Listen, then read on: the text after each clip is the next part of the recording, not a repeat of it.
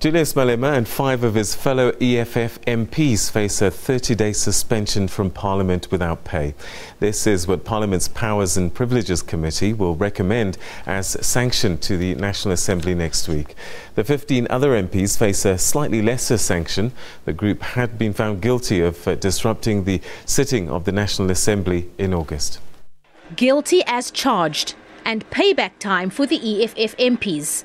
The harshest sanctions were imposed on them for contempt of Parliament. This after they shouted "pay back the money" at President Jacob Zuma, replying to questions in the House. They were referring to the money spent on upgrades at his Nkandla private residence. The independent initiator threw the book at them. Anything short of sufficiently serious penalties would signal that the rules of the National Assembly, which rules the members of the National Assembly have collectively imposed on themselves, may be ignored, may be observed only in the breach, and may be transgressed without fear or concern of serious consequence. His advice taken to heart. The committee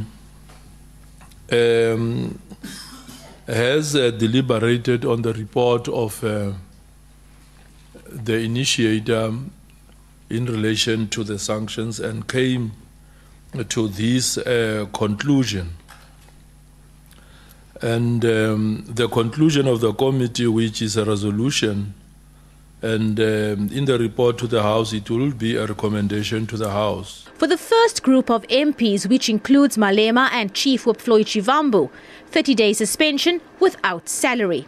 Their charges range from refusing to obey the Speaker and preventing other MPs from asking questions to refusing to withdraw from the chamber.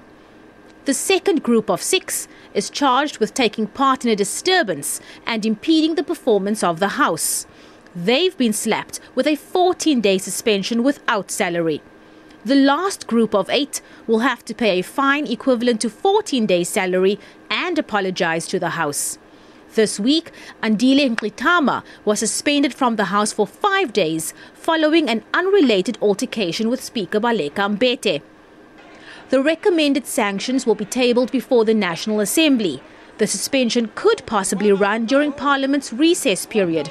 The EFF has branded the entire process a kangaroo court. We believe that a sober judge will arrive at a different conclusion and will not allow a situation where people who are voted by a popular ballot are removed through disciplinary hearing in the National Parliament. The party says it will challenge the matter in court.